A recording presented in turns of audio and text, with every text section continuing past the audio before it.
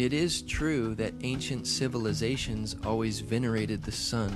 The chief god in most pantheons is the sun god. However, Zeitgeist implies here that Jesus, the only begotten Son of God, is an outgrowth of God's Son, S-U-N. God's Son, S-O-N, and Son, S-U-N, are homophones.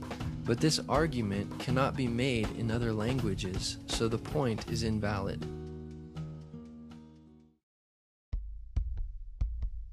They bring up Horus. This is a far too simplistic representation of the myths surrounding Horus. In reality, there are many versions. There were originally several different gods known by the name Horus. It seems Zeitgeist is trying to make a parallel between Set or Seth and Satan. Besides both of these figures being evil and starting with the letter S in English, there is no parallel.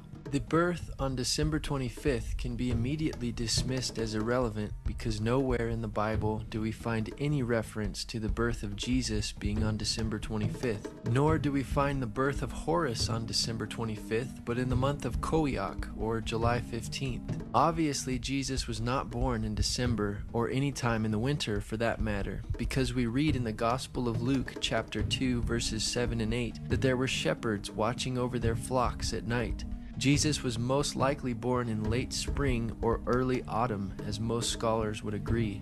This date of December 25th was chosen about 300 years after the origins of Christianity in AD 354 by Roman Bishop Liberius of the Roman Catholic Church, based upon pagan thought and coinciding with the pagan sun god worship observance of the winter solstice and the Roman traditions of Saturnalia, rather than on biblical truth. This is why many Christians do not celebrate Christmas, because it is irrelevant to the Bible and rooted in pagan practice. Regarding Isis being known as Isis Mary, there is no scholarly information to substantiate this claim. There is also no evidence that Isis was a virgin in the myth.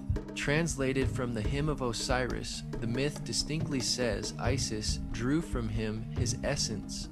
Various Egyptian scholars state very clearly that Isis was not a virgin when she gave birth to Horus, as Mary was when she gave birth to Jesus. For example, Richard Wilkinson, author of Complete Gods and Goddesses of Ancient Egypt, states, "Through her magic, Isis became pregnant by him, eventually giving birth to their child, Horus." As for the star in the east claim, there is no such myth in the story of Horus. There is no evidence in Egyptian astrotheology that they assigned the alignment of Sirius, the star in the east, to signify the birth of Horus. Neither is there any mention of any kings of any number. Even if Zeitgeist was right about this claim, it is irrelevant, because the Bible does not number the men that came to Jesus' birth, nor were they kings. They were magi, or wise men. Horus becoming a teacher at age 12 is nowhere to be found in the accounts of Horus. There is a form known as Horus the Child, but he wasn't a prodigal teacher. He was kept hidden away in the papyrus marshes by his mother until he was ready to be ruler of Egypt. In addition, no bibliographic material suggests Horus had a ministry, much less at the age of 30, nor was he baptized by Anup.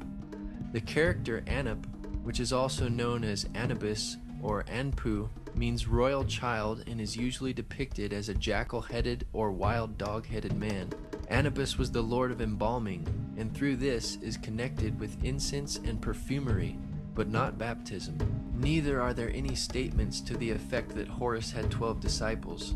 Mention of Horus's followers are in the translation of the Liturgy of Funeral Offerings, the 4th ceremony. Actually, Horus had 4 followers called Hiru Shemsu.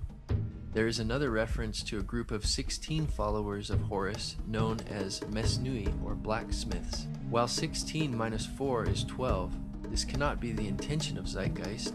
The total number of followers here is 20, not 12. In regard to performing miracles, there was some magic associated with Horus, but this is with Horus the child, not with Horus the elder or his adult forms. Horus on the crocodiles was a common manifestation of the importance of Horus in healing ritual.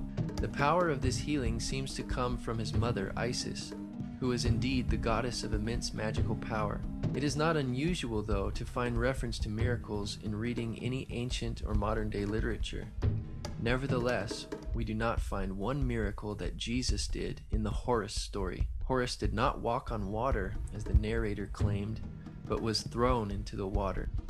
There is also no evidence for these names of Horus in the mythical accounts.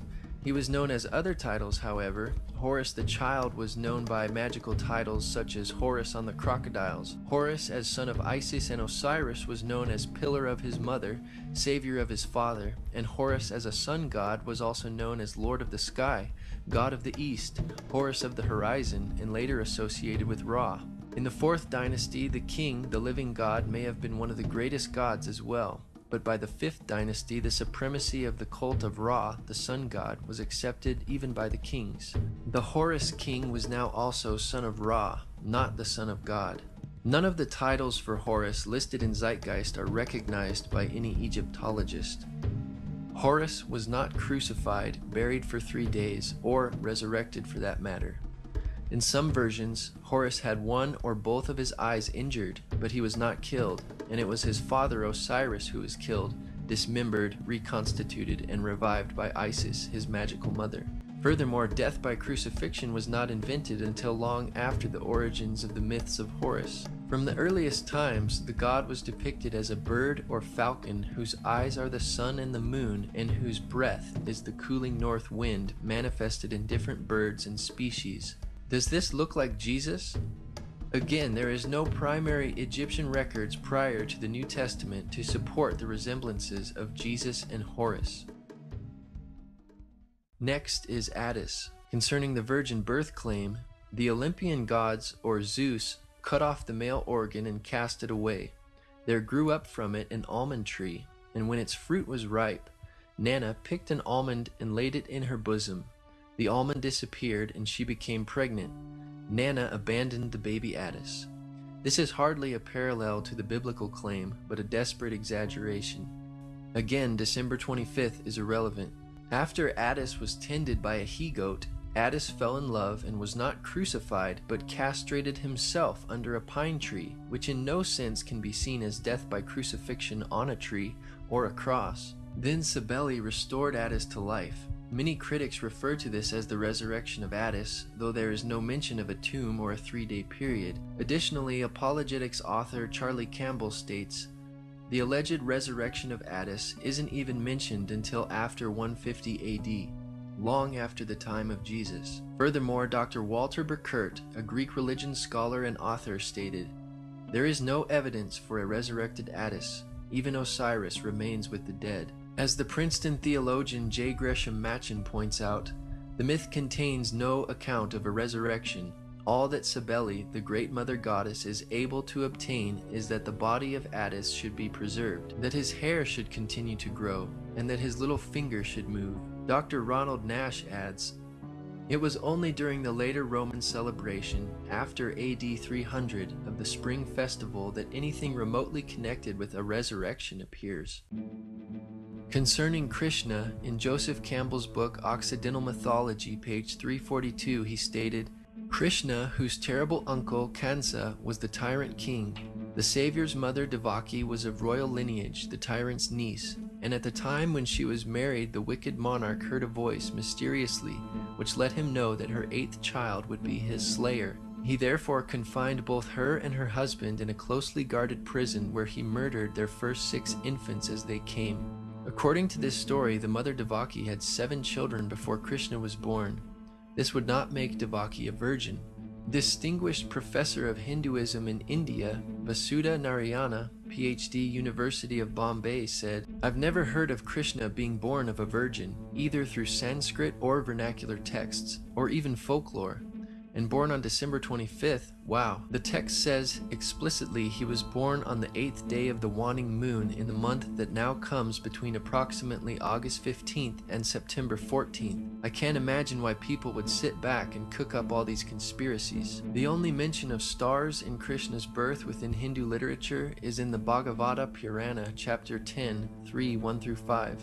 Then there was the supreme hour, all auspicious and most suitable, with the constellation of Rahini rising, and all the stars and planets in a favorable position. Everywhere was peace. The multitude of stars twinkled in the sky, and cities, towns, pasturing grounds, and mines were at their best. the minds of the saintly oppressed as they had been by the Asura, Kamsa and his men, turned perfectly contented when in that situation the kettle drums together resounded with the unborn one to be born. Twinkling stars in the sky are far from the biblical account of a star in the east signaling Jesus' birth. In the film Zeitgeist, author Edward Carpenter is cited for providing this information on Krishna's supposed miracles and resurrection.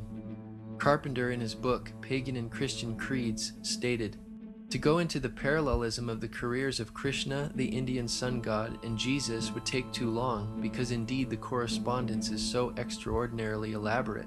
He then cites Robertson's Christianity and Mythology as a reference. Then Robertson transcribes the outline of the well-known Krishna saga as follows. The son of Devaki, the two brothers grew up in the midst of the shepherds, slaying monsters. Arrived at adolescence, the two brothers put to death Kamsa, and Krishna became king. He continued to clear the land of monsters. After having been present at the death of his brother, he himself perished, wounded in the heel by the arrow of a hunter. Thus we read in the well-known Krishna saga that there is no virgin birth, no star, and no miracles. The comparisons are not so extraordinarily elaborate after all. Robertson also stated, "The case in favor of the assumption of Christian priority has been in a general way strengthened by the precise investigation of Hindu literature, which has gone to show that much of it, as it stands, is of far later redaction than had once been supposed." Thus, Zeitgeist cites Carpenter, and Carpenter cites Robertson, who admits that Hindu literature is of much later publication than previously assumed, and therefore any similarities between Christianity and Hinduism were borrowed by the Hindus and not vice versa. In the long Indian epic poem, the Mahabharata, Book 16, there is an account of the death of Krishna. It reads, "Having restrained all his senses, speech, and mind, Krishna laid himself down in high yoga. A fierce hunter of the name of Jara then came there, desirous of a deer. The hunter, mistaking Krishna for a deer, pierced him at the heel with a shaft and quickly came to the spot for capturing his prey. Coming up, Jara beheld a man dressed in yellow robes, wrapped in yoga, and endued with many arms.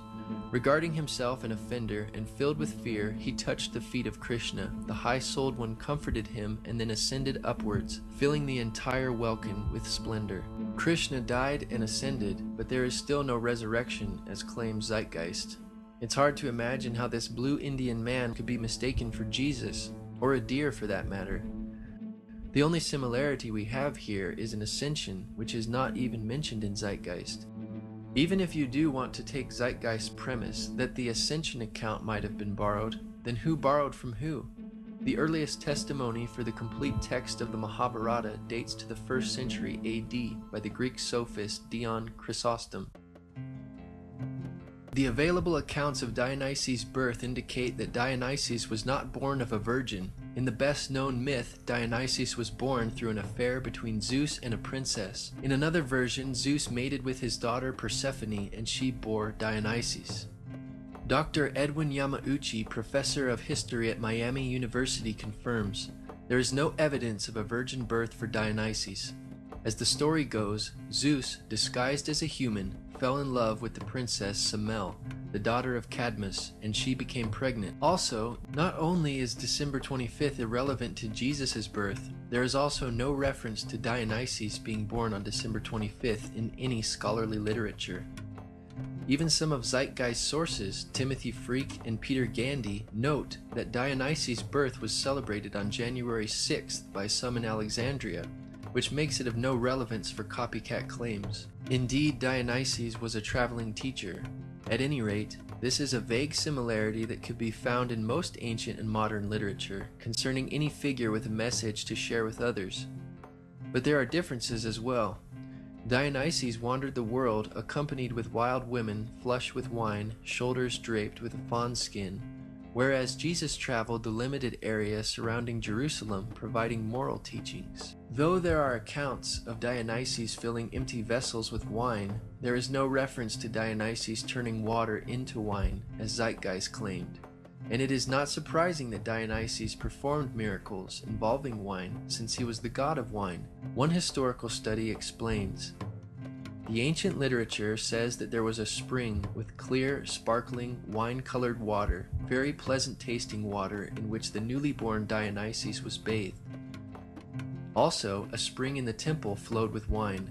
At Elis, the priests of Dionysus placed 3 large empty cauldrons in a sealed room to find them filled with wine when they returned the next day. However, from these references, it is obvious that there are significant differences between the Dionysus legend and the story in John 2. The spring flowed with water, and the one at Andros flowed with wine, not wine that had once been water. And the empty cauldrons in the Elis temple were filled with wine rather than water subsequently changed into wine. Key elements in John's story. These differences have convinced most scholars that John or his tradition is not dependent on the Dionysus legend for this story. Research professor Dr. Donald A. Carson wrote, "Older attempts to interpret this sign as a Christianized version of the Dionysus myth or of related stories have largely been abandoned in the light of evidence that the alleged parallels are wholly inadequate." Zeitgeist's source for these titles of Dionysus, Acharya S., only says he was considered the only begotten son, Alpha and Omega, etc., not that he actually was known by these titles. She has absolutely no source for the title King of Kings, which is a generic term in the first place, and secondly does not even suit Dionysus, since Zeus was the head god according to mythology. Nor does the title Only Begotten Son suit Dionysus, since Zeus had several offspring including Athena, Apollo, Artemis, Hermes, Persephone, Dionysus, Perseus, Heracles, Helen, Minos, and Muses. James Frazer, author of The Golden Bough, is cited in Zeitgeist for this claim of the resurrection. With such an array of options, it may be no surprise that at least one variation bears a superficial resemblance to what happened to Jesus. Still, this vague description does not match with the Jewish concept of resurrection. You're going to have to give me a date for the earliest inscription, because Dionysus, I don't know anybody who thinks Dionysus is pre-Christian, not the resurrection portion. Okay, well, all I can tell you is that the myth is that he is torn apart by the Titans, eaten, and he is raised from the dead. But what is the date? I don't know the date of the, as I said, of the original, as far as any writings we have. But I know that with the myths, the Greek myths, most of our Greek myths, we do have from later collections, except we know they were told earlier because we have the vase paintings depicting them going way back in time. But the question is there a resurrection? And since we don't have any resurrection predating the 2nd century all the way to the 4th century are the earliest ones, 2nd to 4th, we can say, well, maybe there's a resurrection there, but there's no data. Even Tim Callahan, the skeptic you just saw defending Dionysus, admits there is no crucifixion.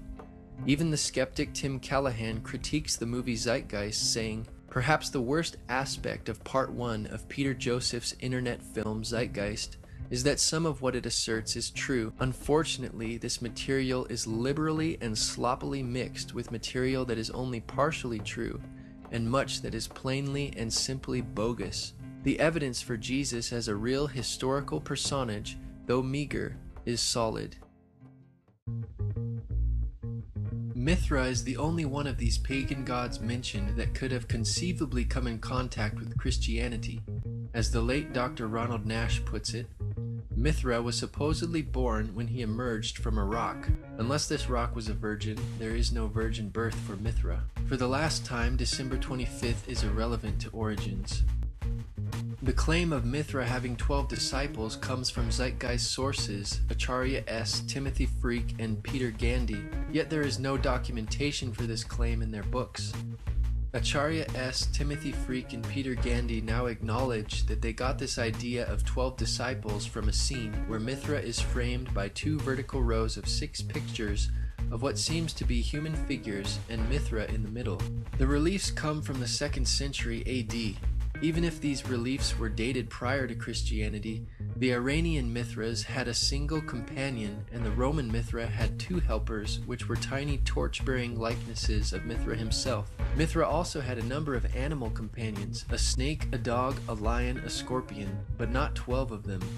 Mithra did perform a number of actions rather typical for any deity worldwide, true or false, and in both his Iranian and Roman incarnations. It must be remembered, however, that some general similarities would normally apply to any religious leader. However, these are not objects that require some theory of dependence. Besides, the mysteries were not practiced until the 1st century AD, and Mithraism reached the height of its popularity around the 3rd and 4th centuries, when it was particularly popular among the soldiers of the Roman Empire. But that rules out the possibility of influence on Christianity. In his book, Image and Value in the Greco-Roman World, Richard Gordon writes that there is no death of Mithras, and thus there is no resurrection of Mithra, nor is there a 3-day burial. Zeitgeist sources freaking Gandhi claim that the Mithraic initiates enacted a similar resurrection scene, but their only reference is post-Christian Tertullian's Prescription Against Heretics, chapter 40, which is also quoted in the Zeitgeist addendum. In context, this in no way proves Zeitgeist's point, because Tertullian was explaining how Mithraic practices, which were introduced into Roman culture after Christianity, copied Christianity. Mithraic practices were not even in existence in the 1st century when Christianity began, but they were beginning to emerge in Tertullian's time and apparently copying Christian and Jewish beliefs. The complete passage reads, "The devil, of course, to whom pertain these wiles which pervert the truth, and who by the mystic rites of his idols vies even with the essential portions of the sacraments of God, he too baptizes some. That is, his own believers and faithful followers, he promises the putting away of sins by a layer of his own. And, if my memory still serves me, Mithra there, in the kingdom of Satan, sets his mark on the foreheads of his soldiers, celebrates also the oblation of bread, and introduces an image of a resurrection. Therefore, in the very source cited by Zeitgeist and freaking Gandhi, Mithra celebrates and introduces an image of a resurrection, which can hardly be seen as a resurrection of Mithra, or for Mithraic initiates. Additionally, Tertullian's writing is significantly after the New Testament times. Dr. Ronald Nash affirms, "No claim can be made that Mithras was a dying and rising god. The tide of scholarly opinion has turned dramatically against attempts to make early Christianity dependent on the so-called dying and rising gods of Hellenistic paganism. Any unbiased examination of the evidence shows that such claims must be rejected.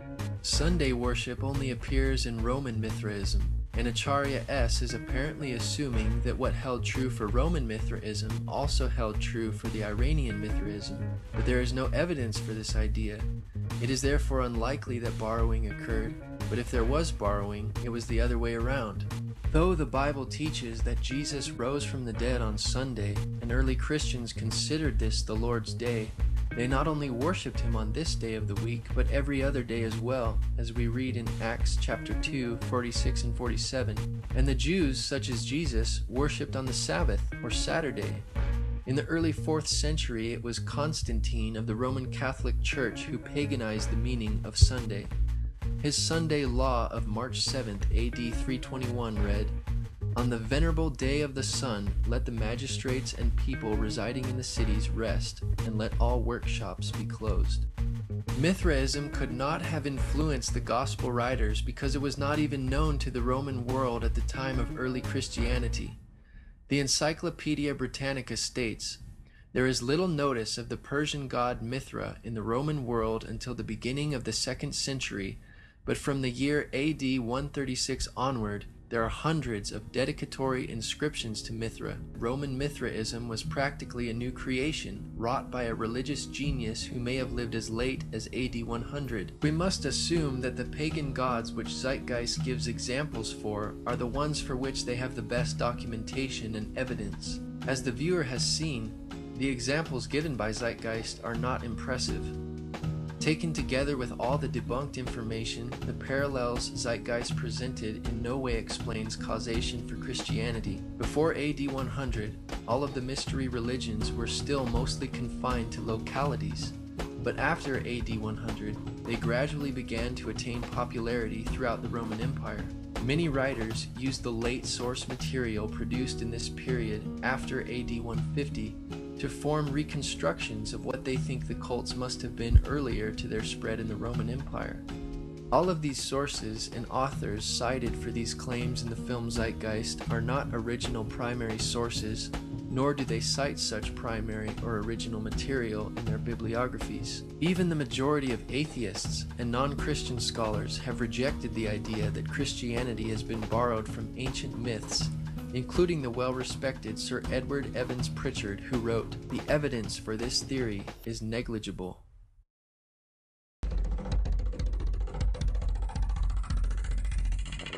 First of all, the birth sequence is completely astrological.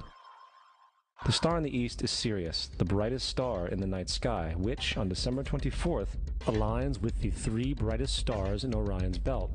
These three bright stars in Orion's belt are called today what they were called in ancient times, the Three Kings. And the Three Kings and the brightest star, Sirius, all point to the place of the sunrise on December 25th. This is why the Three Kings follow the star in the east, in order to locate the sunrise, the birth of the sun. Once again, even if you were to label the three stars in Orion's belt the Three Kings, it would be irrelevant to the Bible, as is December 25th irrelevant. Though the Magi, not kings, presented three gifts, nowhere do the Bible writers make an issue of there being three of them in number. Apparently, it was insignificant to the Gospel writers, and so it is to us as well. This entire astrological premise is problematic. Not only does Sirius align with the three stars in Orion's belt 365 days a year, and not only in December, but they are more or less aligned to the sun for almost all of the winter months. There is nothing at all special about December 25th. In fact, it is by December 25th that Orion is almost totally below the horizon. It would be much more accurate of Zeitgeist if this event was said to happen a month or so earlier. The Virgin Mary is the constellation Virgo, also known as Virgo the Virgin. Virgo in Latin means virgin. Virgo is also referred to as the house of bread, and the representation of Virgo is a virgin holding a sheaf of wheat. This house of bread and its symbol of wheat represents August and September, the time of harvest. In turn, Bethlehem in fact literally translates to house of bread. Bethlehem is thus a reference to the constellation Virgo, a place in the sky, not on earth. Bethlehem indeed means house of bread. Nevertheless, there is no basis for concluding that Bethlehem was a fictitious place which was fabricated based upon the constellation Virgo in the sky. The existence of Bethlehem is attested by biblical and extra-biblical sources. First, Old Testament authors prior to the 1st century mention Bethlehem. Also, the Jewish historian Josephus mentions Bethlehem as the location where King David was anointed to be future king of Israel. J.B. Hennessy reports of the archaeological evidence demonstrating that Bethlehem was inhabited during the Iron Age in the 1st century. He recorded, "Perhaps most important has been the isolation in 1969 of the Iron Age tell. The limits of the Iron Age occupation, while not entirely clear, appear to be on the flat surface of the slopes immediately beneath the basilica and to the east. The work was carried out by Israel Archaeological Society. Bethlehem appears to have been a major area of occupation from the Paleolithic period." Former astrologer and author of Spellbound, The Paranormal Seduction of Today's Kids, Marcia Montenegro wrote, "You can't just make a story out of names like Virgo, Leo, Taurus, etc. And why doesn't the story begin with Aries? If it did, then Leo comes before Virgo, yet Leo is supposedly Jesus, the Lion of Judah. It seems it would come after Virgo, not before, in a story." There's another very interesting phenomenon that occurs around December 25th, or the winter solstice. From the summer solstice to the winter solstice, the days become shorter and colder. And from the perspective of the northern hemisphere, the sun appears to move south and get smaller and more scarce. The shortening of the days and the expiration of the crops when approaching the winter solstice symbolize the process of death to the ancients. It was the death of the sun. And by December 22nd, the sun's demise was fully realized, for the sun, having moved south continually for 6 months, makes it to its lowest point in the sky. Here a curious thing occurs. The sun stops moving south, at least perceivably, for 3 days. And during this 3-day pause, the sun resides in the vicinity of the Southern Cross, or Crux, constellation. And after this time, on December 25th, the sun moves 1 degree, this time north, foreshadowing longer days, warmth, and spring. Anybody with a simple astrology program can confirm for themselves that during the lifetime of Jesus, or in any other time for that matter, that when the sun rises, it is nowhere near the Southern Cross. The idea that the sun rises in the Southern Cross constellation is ridiculous. Dr. Noel Swerdlow is professor of astronomy and astrophysics at the University of Chicago. He also specialized in the study of the practice of astronomy in antiquity through the 17th century. He states, that crux, the Southern Cross, was not recognized as a separate constellation in antiquity because, as seen from the Mediterranean, it is low on the southern horizon and is surrounded on 3 sides by the stars of Centaurus, which is a large prominent constellation, and the 4 bright stars of crux are included as stars of Centaurus in Ptolemy's star catalog. It is only when you go farther to the south, so that the crux is higher in the southern sky, that it becomes prominent as a group of stars by itself, so its recognition had to wait until the southern voyages of the 16th century. Thus, the Southern Cross was not even discovered or recognized until the 16th century, long after the first century writers of the New Testament. And thus it was said, the Son died on the cross, was dead for 3 days, only to be resurrected or born again. Christians have never said anything like this, that the Son, S-U-N, died on the cross.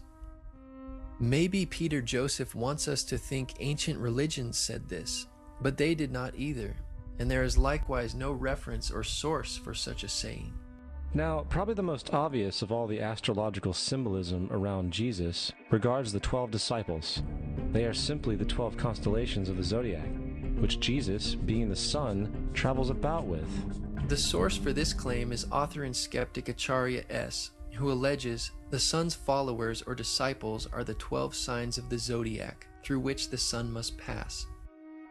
But Jesus did not pass through his 12 disciples in any fashion similar to the zodiac. If the Bible was based off the zodiac, we would expect to see the similar movement of Jesus through the disciples. Furthermore, the 12 disciples were most certainly assigned by Jesus because of the 12 tribes of Israel, which Zeitgeist also alleges is symbolic of the zodiac. But the book of Genesis was written approximately in 1000 BC and contains the story of the 12 tribes of Israel, which would have occurred even earlier. The division into the 12 zodiacal signs did not occur until the Babylonians made the divisions in the 5th century BC. Therefore, reading astrology into the 12 tribes upon which the apostles of Jesus were based is impossible, because the 12 tribes existed long before the division of the 12 signs of the zodiac.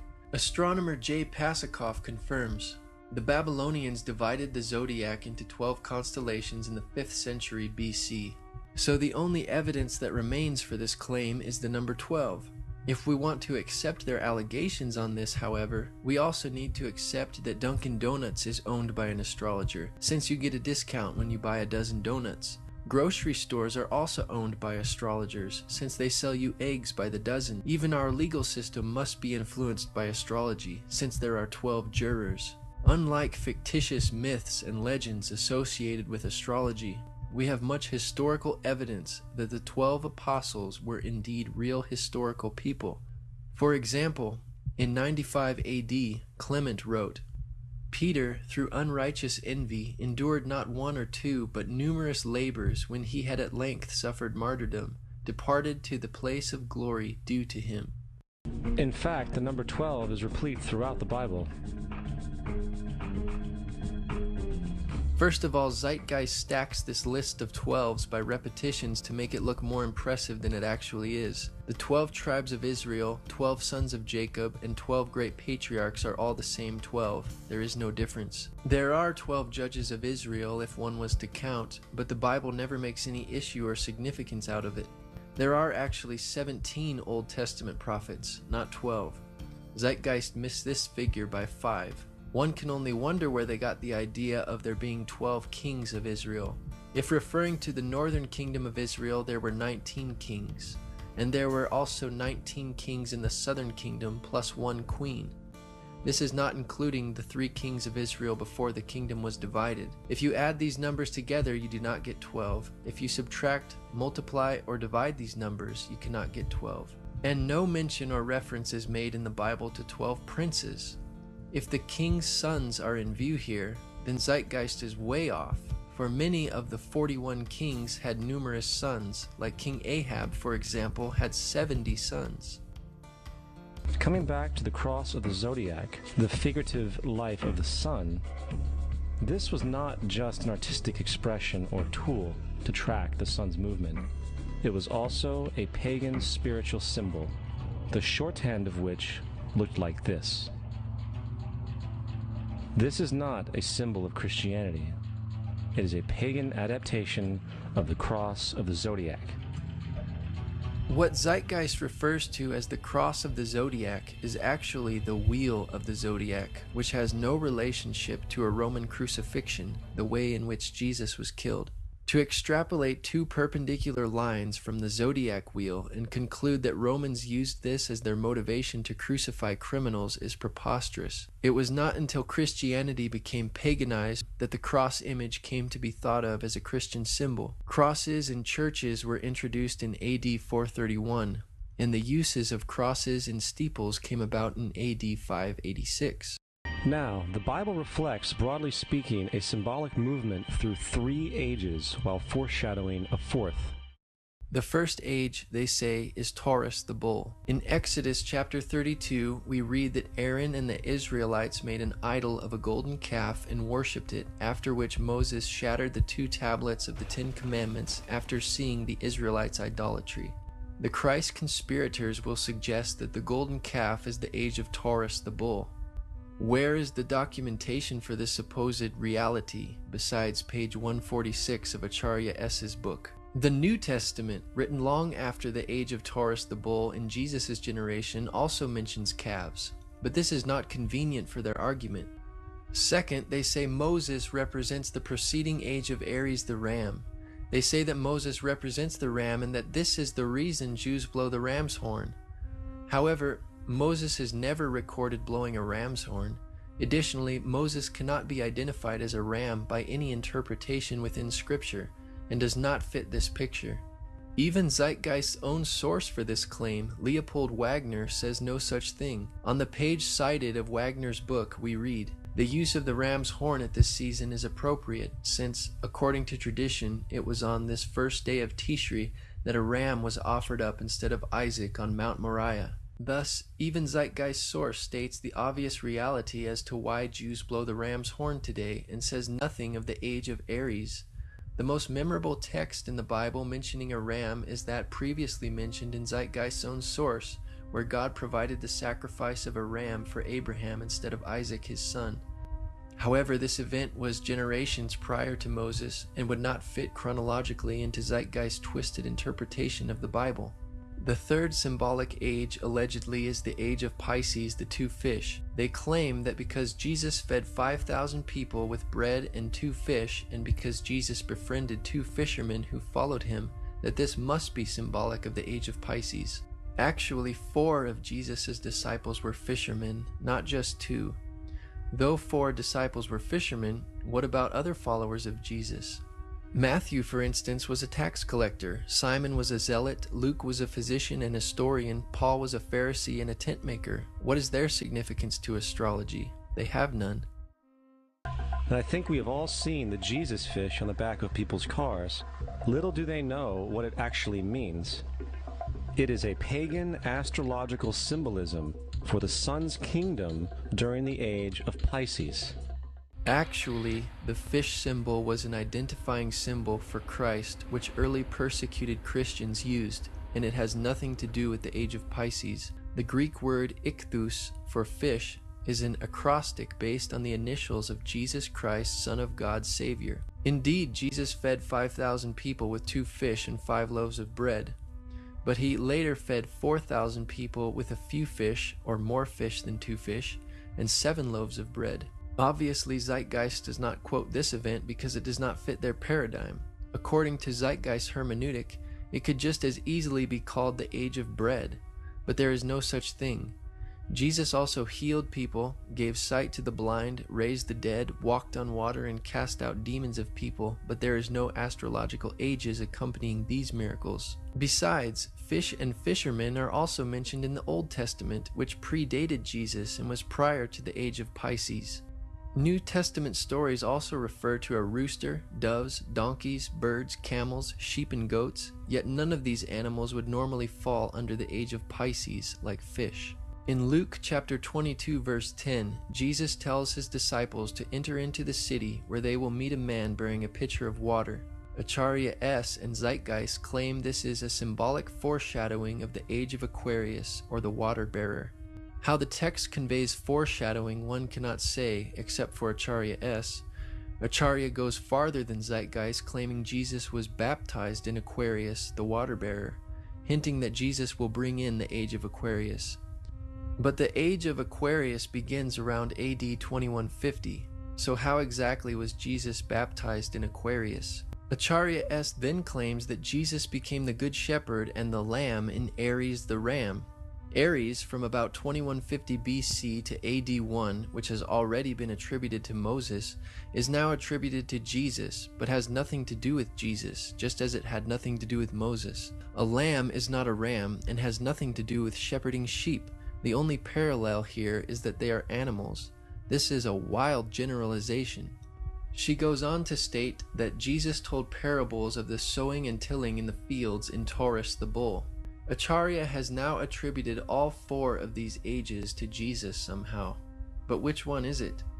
To these critics, any mention of bulls is automatically accredited to the age of Taurus, any mention of animals to the age of Aries, any reference to fish to the age of Pisces, and any reference of water to the age of Aquarius. You would think that there would be much less broad and cryptic references if this were the reality and the intention of the writers of the Bible. Jesus told parables and several agricultural metaphors, including fig trees, wheat and tares, sheep and goats, seeds, and many others. But there is no supposed symbolic age for these parables. Obviously, Bible stories will abound with fish, because fish were the most common source of protein near the Sea of Galilee. Now, we have all heard about the end times and the end of the world.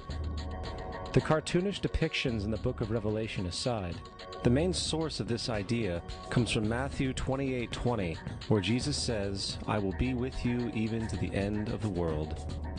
However, in the King James Version, world is a mistranslation, among many mistranslations. The actual word being used is eon, which means age. I will be with you even to the end of the age, which is true, as Jesus' solar Piscean personification will end when the sun enters the age of Aquarius. The entire concept of end times and the end of the world is a misinterpreted astrological allegory. Let's tell that to the approximately 100 million people in America who believe the end of the world is coming. Peter Joseph alleges that the main source for the Christian idea of the end of the world comes from Matthew 28:20, but this passage has nothing to do with Christian views of the end of the world. Rather, a complete thematic treatment of the passages concerning the end of the world make up most Christian views, which, for the most part, agree that Jesus will return as a thief in the night in flaming fire, taking vengeance on those that don't know God, and the earth will be burned up. Indeed, the word world in the King James Bible is translated to aeon in the Greek, or age. This word means forever, an unbroken age, perpetuity of time or eternity. Jesus was not referring to any astrological age like Aquarius or Pisces. He was referring to the end of the world or the end of the times as we know it. The Greek word aeon was used again by Jesus in reference to the end of the world when he said, "The harvest is the end of the world," or aeon, and the reapers are the angels. In Luke chapter 1 verse 70, Jesus refers to God's holy prophets which have been since the world or aeon began. God's prophets, such as Moses, did not live in the astrological age of Pisces as Jesus, yet Jesus includes them in this passage. It is obvious Jesus is not referring to an astrological age here. Paul stated in Romans 12:2, "Do not be conformed to this world or aeon, but be transformed by the renewing of your mind." Again, he is referring to time since the world began until it ends. The Bible also says, "The world or aeon passes away, and the lust thereof, but he that does the will of God abides forever." The amount of time it takes for the procession to go through all 12 signs is roughly 25,765 years. This is also called the Great Year, and ancient societies were very aware of this. The narrator, Peter Joseph, makes sure to say that ancient societies were very aware of this, because Zeitgeist's whole premise and theory is dependent upon the ancients acknowledging the astronomical concept to which they refer. However, modern astrological beliefs are not identical to the ancient astrological beliefs, and Zeitgeist's argument regarding the various astrological ages is irrelevant. Historian of science and winner of the Genius Award from the MacArthur Foundation, Dr. Noel Swerdlow's response to Acharya's claims in Zeitgeist are as follows. In antiquity, constellations were just groups of stars, and there were no borders separating the regions of one from the region of another. The modern ideas about the age of Pisces or the age of Aquarius are based upon the location of the vernal equinox in the regions of the stars of those constellations. But the regions, the borders between those constellations, are a completely modern convention of the International Astronomical Union for the purpose of mapping, and never had any astrological significance. I hope this is helpful, although in truth what this woman is claiming is so wacky that it is hardly worth answering. So when this woman says that the Christian fish was a symbol of the coming age of Pisces, she is saying something that no one would have thought of in antiquity, because in which constellation of the fixed stars the vernal equinox was located was of no significance and is entirely an idea of modern, I believe, 20th century astrology. The borders of constellations between, say, Aries, Pisces, and Aquarius are modern conventions of the International Astronomical Union, and there is nothing ancient about them. The Bible is nothing more than an astro-theological literary hybrid, just like nearly all religious myths before it. Most people with a basic knowledge of the Bible would immediately see the fallacies and contradictions in these arguments. For example, the Bible and Jesus are clearly not hidden allegorical prescriptions for sun and star worship, because in Genesis chapter 1, God created the sun, moon, and stars. A further distinction is in Deuteronomy chapter 4, where God specifically forbids the Israelites to worship the sun and stars as the Egyptians did. Through the prophet Isaiah, God mockingly asked if the stargazers could actually protect those who follow them from the real power and maker of the universe. In the book of the prophet Ezekiel, God showed to Ezekiel in a vision 25 men of Judah in the inner court of the temple worshiping the sun rather than God. God considered this an abomination. Additionally, in 2 Kings chapter 23 verse 5, the priests who burned incense to the sun, to the moon, and to the planets were called idolatrous priests. Not one of these scriptures are referenced in Zeitgeist, because it would destroy their argument, distinguishing clearly between the celestial bodies and the creator of them. The origin of Christianity arose out of Judaism, which denounced these practices all throughout the Old Testament. In the Old Testament, there is the story of Joseph. Joseph was a prototype for Jesus. Joseph was born of a miracle birth. Jesus was born of a miracle birth. Joseph was of 12 brothers. Jesus had 12 disciples. Joseph was sold for 20 pieces of silver. Jesus was sold for 30 pieces of silver. Brother Judah suggests the sale of Joseph. Disciple Judas suggests the sale of Jesus. Joseph began his work at the age of 30.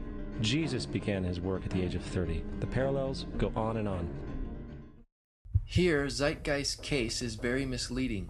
Though God opened Rachel's womb, it's difficult to consider the birth of Joseph a miracle birth like that of Jesus, who was divine and born of a virgin. Indeed, Jesus had 12 disciples, but Joseph only had 11 brothers. There is no parallel. Though Judas suggested the sale of Joseph, it was Midianite merchantmen that sold Joseph to the Ishmaelites as a slave.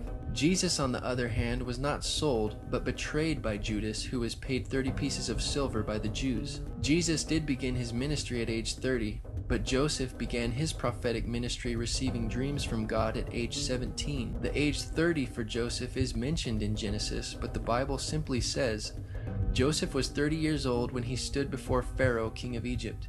And Joseph went out from the presence of Pharaoh and went throughout all the land of Egypt. Aside from Zeitgeist parallels being inaccurate, the simple fact that there are parallels between Jesus and other people in the Bible like Joseph does not make either of them fictional.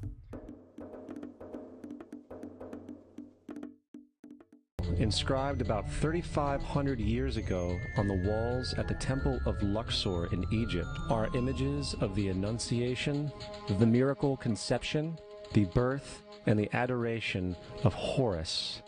The images begin with Thoth announcing to the Virgin Isis that she will conceive Horus, then Neph, the Holy Ghost, impregnating the Virgin, and then the virgin birth and the adoration. This is exactly the story of Jesus' miracle conception. This is taken directly out of the pages of The Christ Conspiracy by Acharya S. However, Richard C. Carrier responded, "Since I am an atheist, and since I have formal experience in ancient history, the following should hold some authority with skeptics. The Luxor inscription does not depict impregnation by a spirit, but involves very real sex, and the woman involved is the mythical queen of Egypt in an archetypal sense, not Isis per se. Several things are very clear from the written narrative. The adoration scene only involves important state officials, not kings or magi. Understanding their background and cultural and historical context is helpful and necessary, but it doesn't lead to any plagiaristic scandal of the sort Acharya S. wants there to be." In regard to the inscription and Zeitgeist interpretation, researcher Keith Thompson contacted John Baines, professor of Egyptology at Oxford University, who stated, "The reliefs you mentioned show the conception and birth of the future king after the creator god. Amun-Ra has taken on the form of the existing king to impregnate the queen. There are links, but they are very far apart. Your source is a very long way off that, and several of the statements it makes are wrong." Dr. Janet Johnson, professor of Egyptology at the University of Chicago, stated, "The scene showing the god Amun visiting the queen mother to impregnate her with the future ruler, in this case Queen Hatshepsut, a Christian interpretation just doesn't work." When contacted about the film Zeitgeist, Victor Blunden of Universities of Manchester and Liverpool and of Ancient Egypt magazine said, "I have heard mention of this film before, and though I haven't seen it myself, I understand that it contains many misinterpretations and distortions of the actual Egyptian textual and relief material to get its message across. Egyptian kings were believed to be semi-divine beings, the son of an Egyptian god by a human mother. Thus the relief refers to the king Amenophis III and not to Horus, though kings could sometimes be said to be the incarnation of the gods, due to another Egyptian myth. This is where the confusion may have come in. The reliefs actually refer to the conception of the king, showing he was born of a human mother, the queen of Egypt, by the god Amun. It was not seen as an immaculate conception, as the queen was impregnated by the god Amun. This is not the Virgin Isis, but the Queen of Egypt depicted, and by this time she was not a virgin as she had sex. The second scene clearly shows a pregnant Queen Matumwiya standing between the two Egyptian gods. The scene generally shows the baby infant being presented to the other Egyptian gods and finally being presented to the god Amun, who acknowledges that the child is his true son. Thus, the interpretation of this scene by the film Zeitgeist appears totally wrong, as it imposes Christian values interpretations on a typical scene showing the divine conception of an Egyptian king. The god Horus is not mentioned here. Isis is not depicted as far as I can see. There are no three kings or magi bearing gifts, which is total fabrication and quite out of context in the Egyptian myth. Scholars disagree with Zeitgeist, which in this case quotes Gerald Massey as their source, a self-taught Egyptologist and practicing druid. Zeitgeist flashes a long list of quote-unquote staggering claims faster than the viewer can even read them all. If the movie is slowed down, however, we notice that many of these claims were mentioned earlier and thoroughly refuted in the Horus section. Not only are most of these similarities wild conjectures, many of them are not even in the Bible. Actually, the list appears exactly as seen in Zeitgeist with no sources whatsoever in the appendix of Gerald Massey's book, Ancient Egypt, The Light of the World. For example, they say, the two mothers of child Horus, who were sisters, equals the two mothers of child Jesus, who were sisters. Nowhere does the Bible even allege that Jesus had two mothers. Zeitgeist and Massey claim that Joseph, Mary, and Jesus are said to be the Christian Holy Trinity, but the Bible very clearly speaks of the Father, Son, and Holy Spirit as the Holy Trinity. There is also references completely foreign to the Bible, such as a scribe named Hermas, Jesus as the bearded Sophia, Charis, the female Christ, and Jesus speaking brutally to his mother. They say there are 7 gifts of the Holy Spirit.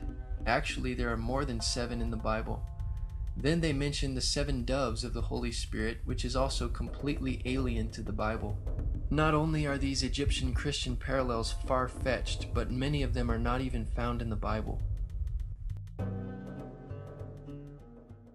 The concept of the Great Flood is ubiquitous throughout the ancient world, with over 200 cited claims in different periods and times. However, one need look no further for a pre-Christian source than the Epic of Gilgamesh, written in 2600 BC. This story talks of a great flood commanded by God, an ark with saved animals upon it, and even the release and return of a dove, all held in common with the biblical story, among many other similarities. The many similarities between the flood account in the Epic of Gilgamesh and the biblical account in Genesis point to a common source, but there are also significant differences. While Moses lived long after the flood and wrote Genesis around 1450 to 1410 BC, he was acting as the editor of much older sources. Unlike the Epic of Gilgamesh, God gave Noah specific instructions mentioning real historical landmarks in Genesis 10:19. Many cultures throughout history have repeated the concept of a great flood.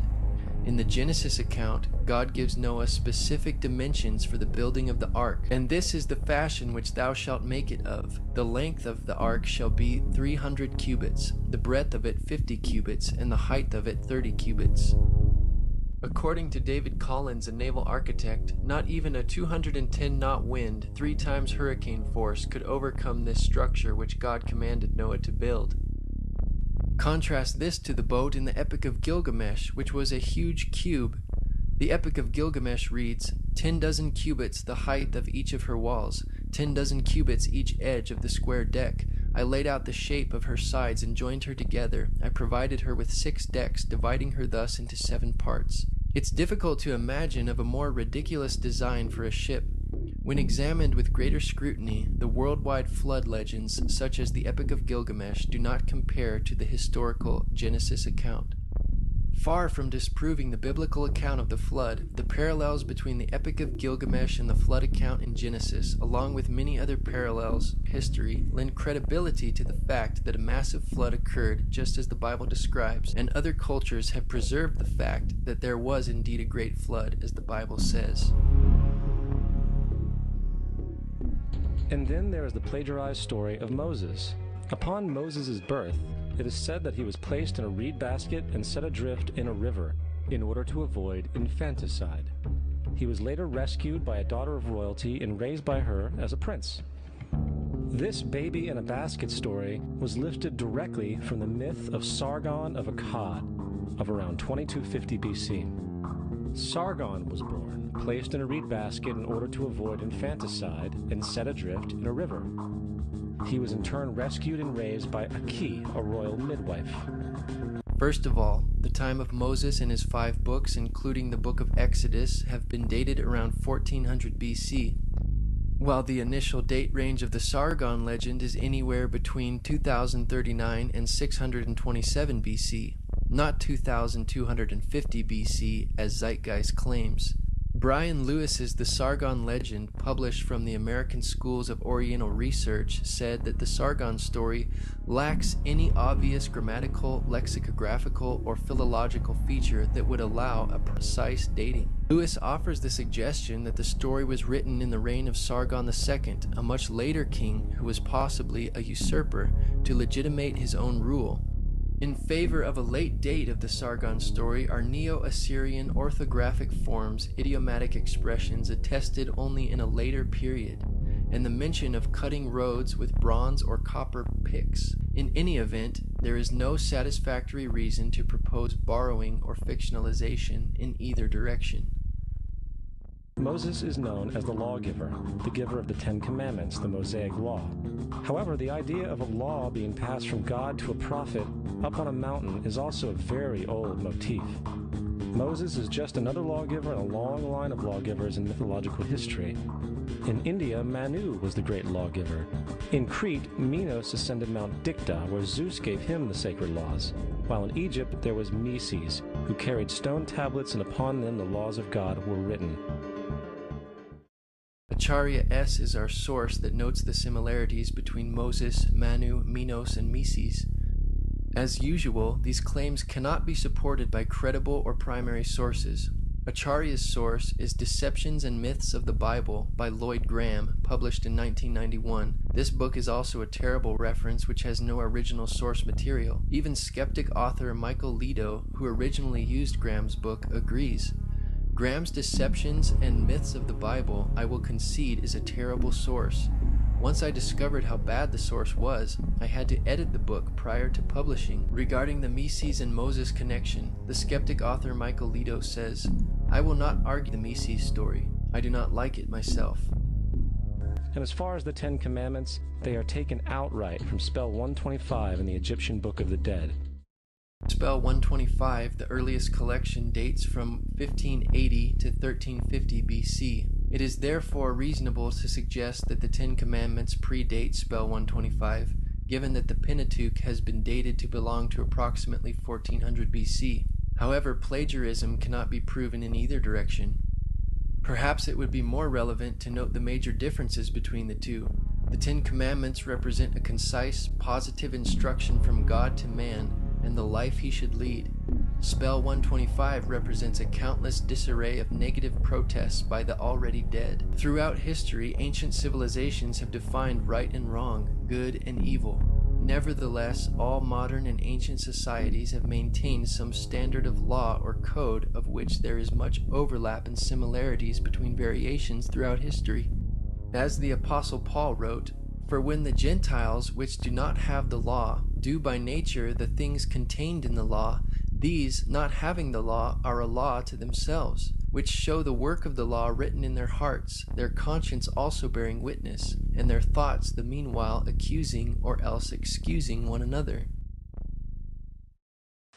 Justin Martyr, one of the first Christian historians and defenders, as far as he was concerned, the devil did it. The devil had the foresight to come before Christ and create his characteristics in the pagan world. Justin Martyr, the early Christian defender, was raised in a pagan home and was familiar with Greek philosophy. All these passages suggest that Justin Martyr is simply attempting to convince skeptical pagan audiences by parallels that would be familiar and communicable to them. He was also attempting to convince the Roman emperor that Christian teachings and claims were not that different from other religions that enjoyed Rome's protection, while Christians were being persecuted and killed for their beliefs. J. Gresham Machen, a New Testament professor at Princeton Theological Seminary, stated, When Justin Martyr refers to the birth of Perseus as a birth from or through a virgin, he is going beyond what the pagan sources contained. There seems to be no clear evidence that pagan sources used the word virgin as referring to mothers of heroes, mythical or historical, who were represented as being begotten by the gods. Zeitgeist claims that the devil had the foresight to come before Christ and create these characteristics in the pagan world is yet another obvious misinterpretation of the text.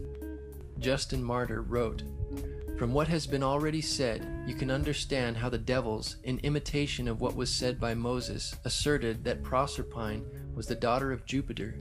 and instigated the people to set up an image of her under the name of Korah. For as we wrote above, Moses said, "In the beginning God made the heaven and the earth was without form and unfurnished, and the Spirit of God moved upon the face of the waters." In imitation, therefore, of what is here said of the Spirit of God moving on the waters, they said that Proserpine, or Coral, was the daughter of Jupiter, and in like manner also they craftily feigned that Minerva was the daughter of Jupiter, not by sexual union, but, knowing that God conceived and made the world by the Word, they say that Minerva is the first conception, which we consider to be very absurd, bringing forward the form of the conception in a female shape. Hence, Justin did not argue that demons or the devil copied Christian beliefs beforehand, as Zeitgeist claims. Rather, they copied the older Jewish beliefs and prophecies about Jesus found in the Old Testament. In another place, Justin says, "And these things were said both among the Greeks and among all nations, where they, the demons, heard the prophets foretelling that Christ would specially be believed in, but that in hearing what was said by the prophets, they did not accurately understand it, but imitated what was said of our Christ. Like men who are in error, we will make plain." If Zeitgeist wants to cite Justin Martyr as an historical reference, it cannot be denied that Justin knew these parallels were hardly parallels at all, because he affirms that the greatest distinction of Jesus, his crucifixion, was not copied by the pagan myths, as Zeitgeist alleges. He said, "But in no instance, not even in any of those called sons of Jupiter, Zeus, did they imitate the being crucified, for it was not understood by them, all the things said of it having been put symbolically." Justin also notes that no proof is offered for the Greek gods, because they were mythical, but Jesus was a historical person. He says, "But those who hand down the myths which the poets have made adduce no proof to the youths who learn them, and we proceed to demonstrate that they have been uttered by the influence of the wicked demons to deceive and lead astray the human race." Furthermore, is there any non-biblical historical evidence of any person living with the name Jesus, the son of Mary, who traveled about with 12 followers, healing people and the like? There are numerous historians who lived in and around the Mediterranean, either during or soon after the assumed life of Jesus. How many of these historians document this figure? Not one. However, to be fair, that doesn't mean defenders of the historical Jesus haven't claimed the contrary. 4 historians are typically referenced to justify Jesus' existence. Pliny the Younger, Suetonius, and Tacitus are the first 3. Unlike these mythical deities, the documentation for a historical Jesus is actually more compelling than the documentation for other ancient figures like Confucius and Buddha. Peter Joseph makes several false statements here. First of all, none of these historians mentioned were defenders of the historical Jesus. They were secular or non-Christian sources. In consideration of the lack of attention paid by the ancient Greco-Roman world to the humble beginnings of Christianity and Jesus being a Jewish figure in a remote location on the eastern frontier of the Roman Empire, and was therefore of little interest to the Roman historians writing Roman literature, there is a considerable amount of historical evidence that confirms his existence. There are not just 4 historical references for Jesus' existence, as Zeitgeist boldly alleges, but in fact, 42 authors mention Jesus within 150 years of his life. On the contrary, only 10 authors mention Tiberius Caesar, the Roman emperor during Jesus' ministry within 150 years of his life. If liberal scholars applied the same arbitrary standard of rejection of historical evidence to other ancient historical personages besides Jesus, such as Julius Caesar or Alexander the Great, they would be forced to reject all history as myth. It is for this reason the brilliant historian F.F. Bruce wrote, "The historicity of Christ is as axiomatic for an unbiased historian as the historicity of Julius Caesar." Tacitus was governor of Asia in AD 112 and was known as the greatest historian of ancient Rome. In his Annals of Imperial Rome, Tacitus wrote about Emperor Nero's persecution of the Christians. He says, "To suppress therefore the common rumor, Nero procured others to be accused and inflicted exquisite punishments upon those people who were in abhorrence for their crimes and were commonly known as Christians. They had their denomination from Christus, Christ, who in the reign of Tiberius was put to death as a criminal by the procurator Pontius Pilate. This pernicious superstition, though checked for a while, broke out again and spread not only over Judea, the source of this evil, but reached the city Rome also. Each one of their entries consists of only a few sentences at best, and only referred to Christus or the Christ, which in fact is not a name but a title. It means the Anointed One. Zeitgeist disregards Tacitus's reference to Jesus based on the title Christus. But how many Christs were there who were crucified under Pontius Pilate? This witness directly corresponds to the gospel record of Jesus. Christus was Greek for Christ. These historical accounts do not only refer to Christ, as Zeitgeist alleges, but give us much more information, which also concludes that the Christus in view must be Jesus. For example, such historical documents confirm that Jesus was executed as a criminal under the authority of Pontius Pilate, who ruled Judea and under the reign of Emperor Tiberius. History provides proof that the Christians who began in Judea spread through the Roman Empire and suffered great persecution for their faith, and that these Christians derived their worship and religion from the person known as Christ, or the Messiah. All of these details parallel the gospel accounts, validating that Jesus is in view here. Suetonius was the official historian during the reign of both Emperor Trajan and Adrian. Speaking of the Emperor Claudius, who ruled from AD 41 to 54, he wrote, "He banished the Jews from Rome, who were continually making disturbances, Chrestus being their leader." The name Chrestus is another spelling for the name Christ or Christus. This statement from Suetonius also confirms the passage in the Bible within the book of Acts chapter 18 about the exiling of the Jews from Rome during the reign of Claudius. Suetonius also recounts that punishment by Nero was inflicted on the Christians, a class of men given to a new mischievous superstition. Suetonius confirms that Christians were suffering and dying for their conviction that Jesus had lived, died, and risen from the dead. A mischievous superstition, as he called it, not being a Christian. Pliny the Younger was governor of the Roman provinces of Pontus and Bithynia in AD 101 to 110. In a letter to the emperor, Pliny the Younger requested specific instructions about the interrogations of Christians whom he was persecuting. He said he made them curse Christ, which a genuine Christian cannot be induced to do.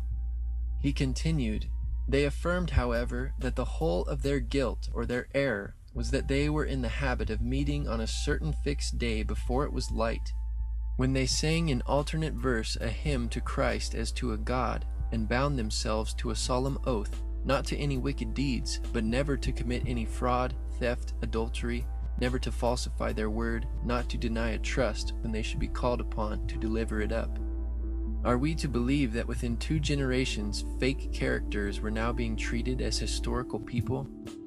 The fourth source is Josephus, and this source has been proven to be a forgery for hundreds of years. Sadly, it is still cited as truth. Josephus, the Jewish historian, is known for historical works such as Jewish Antiquities, finished in AD 93 or 94. One passage reads, "Now there was about this time Jesus, a wise man, if it be lawful to call him a man, for he was a doer of wonderful works, a teacher of such men as received the truth with pleasure. He drew over to him both many of the Jews and many of the Gentiles. He was the Christ. And when Pilate, at the suggestion of the principal men among us, had condemned him to the cross, those that loved him at the first did not forsake him, for he appeared to them alive again the 3rd day, as the divine prophets had foretold these and 10,000 other wonderful things concerning him. And the tribe of Christians so named from him are not extinct at this day." This is the passage that has raised heated debate among scholars because Josephus, a non-Christian Jew, makes statements about Jesus that an Orthodox Jew would not normally affirm. While some Christian additions may have been obviously foreign to the text, it still contains a great deal of historical truth that Josephus could have easily documented.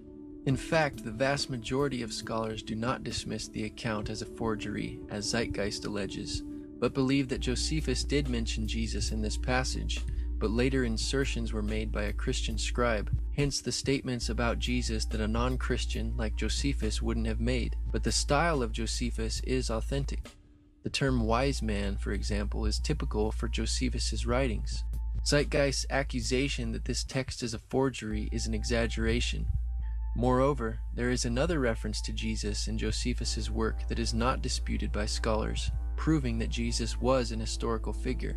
He says, "But the younger Ananus, who, as we said, received the high priesthood, was of bold disposition and exceptionally daring. He followed the party of the Sadducees, who are severe in judgment above all the Jews, as we have already shown. As therefore Ananus was of such a disposition, he thought he had now a good opportunity, as Festus was now dead, and Albinus was still on the road. So he assembled a council of judges, and brought before it the brother of Jesus, the so-called Christ, whose name was James, together with some others, and having accused them as lawbreakers, he delivered them over to be stoned."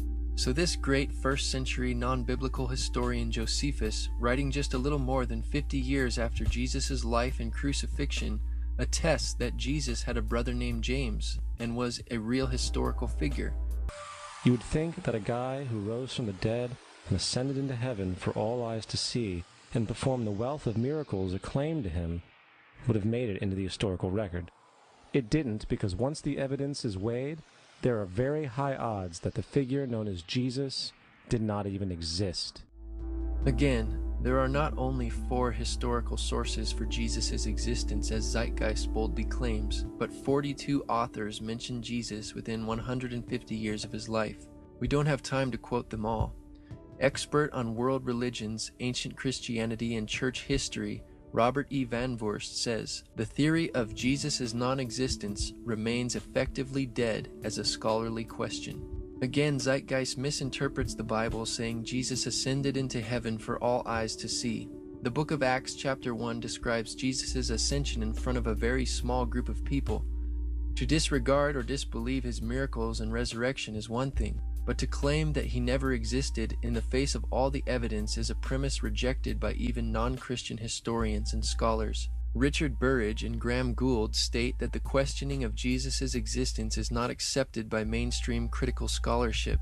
Robert Van Voorst has stated, "The non-historicity thesis has always been controversial, and it has consistently failed to convince scholars of many disciplines and religious creeds.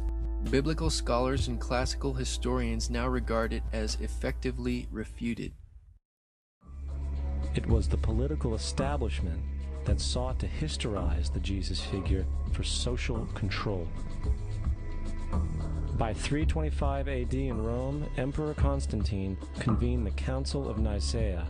It was during this meeting that the politically motivated Christian doctrines were established, and thus began a long history of Christian bloodshed and spiritual fraud.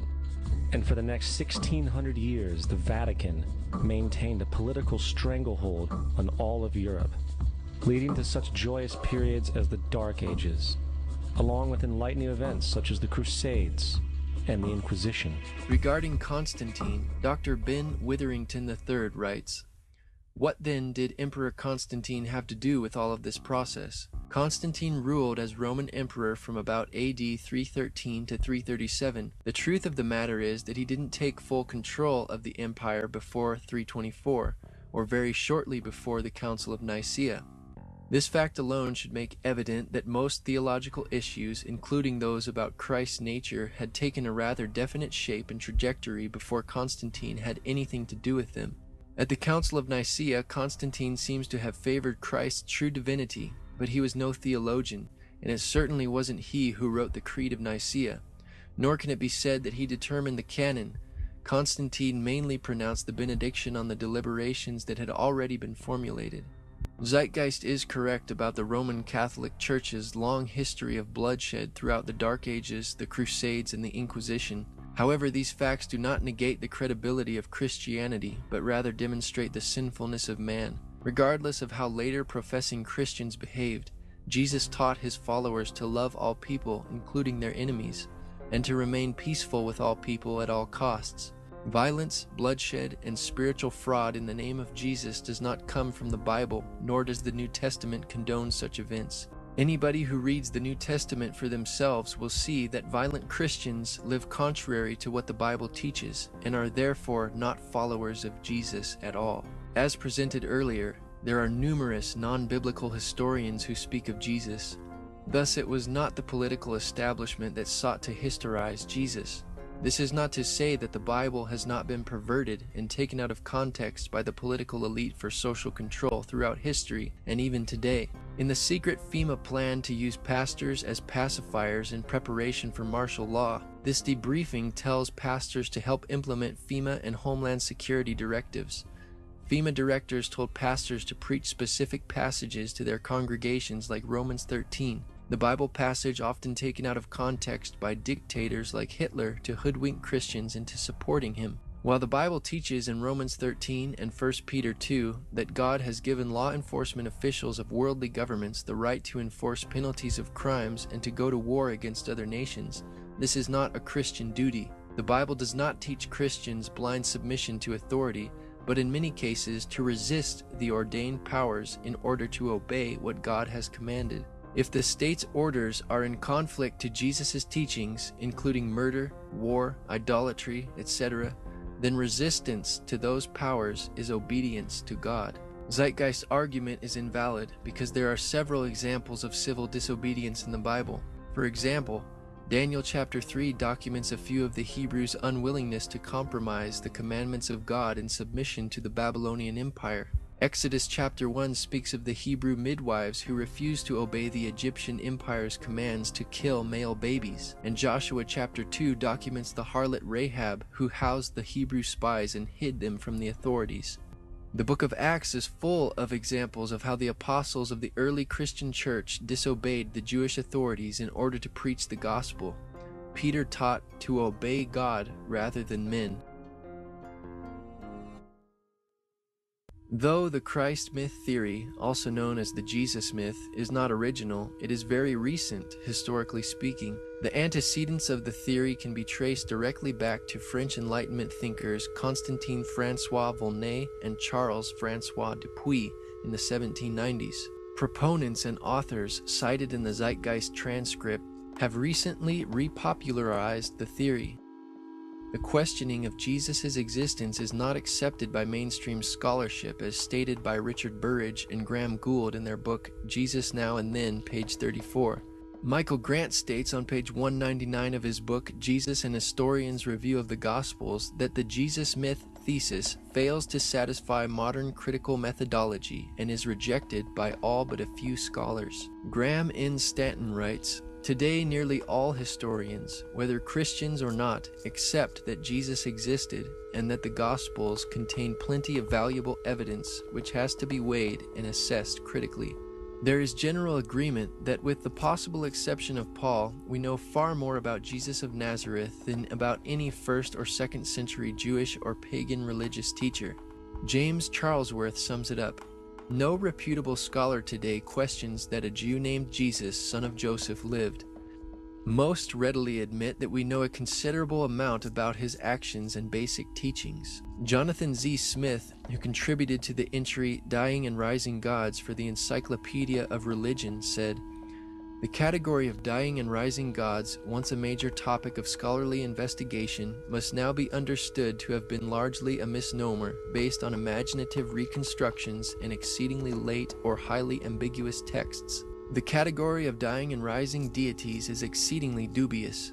It has been based largely on Christian interest and tenuous evidence. As such, the category is of more interest to the history of scholarship than to the history of religions." Even liberal scholar Thomas Bosluper acknowledges, "Contemporary writers invariably use only secondary sources to verify such claims. The scholars whose judgment they accept rarely produced or quoted the primary sources."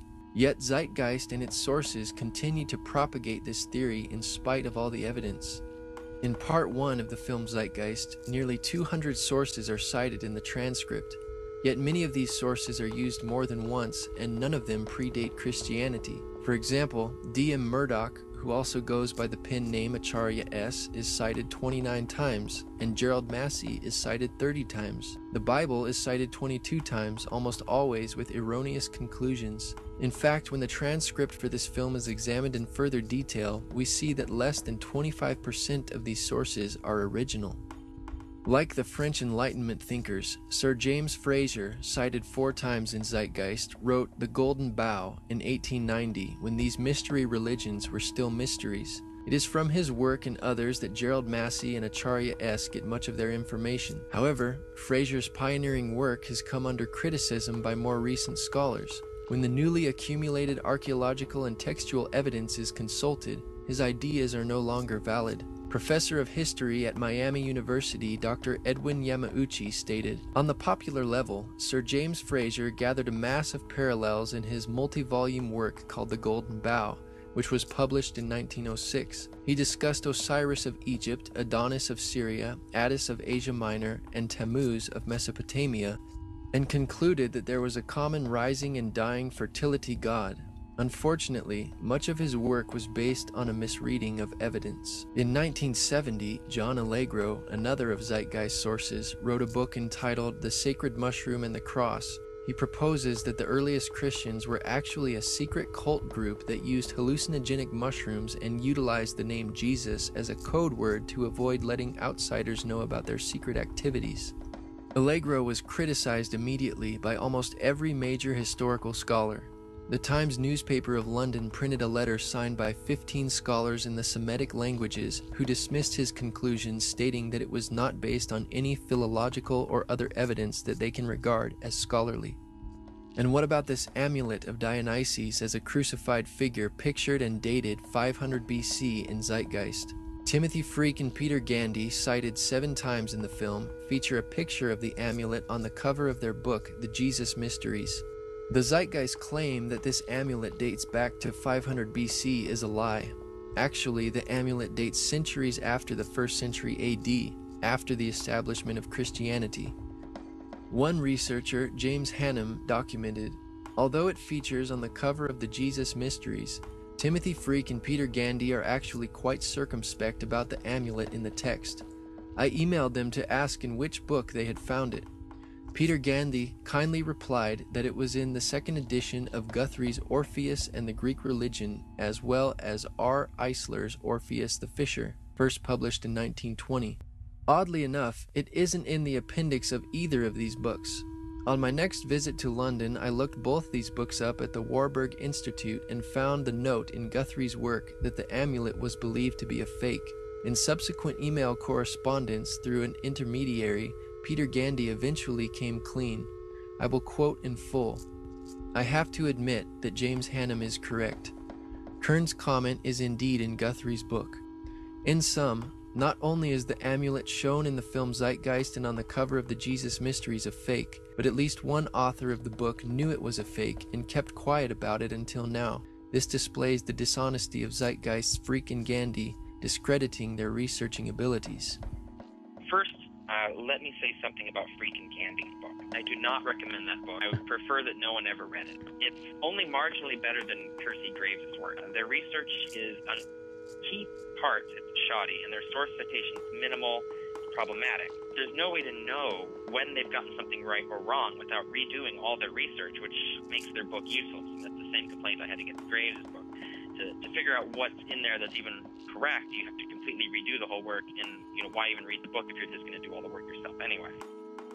Edward Carpenter is cited 8 times, but is hardly a qualified expert in our current inquiry, but was a socialist poet, philosopher, and early gay activist in the late 1800s.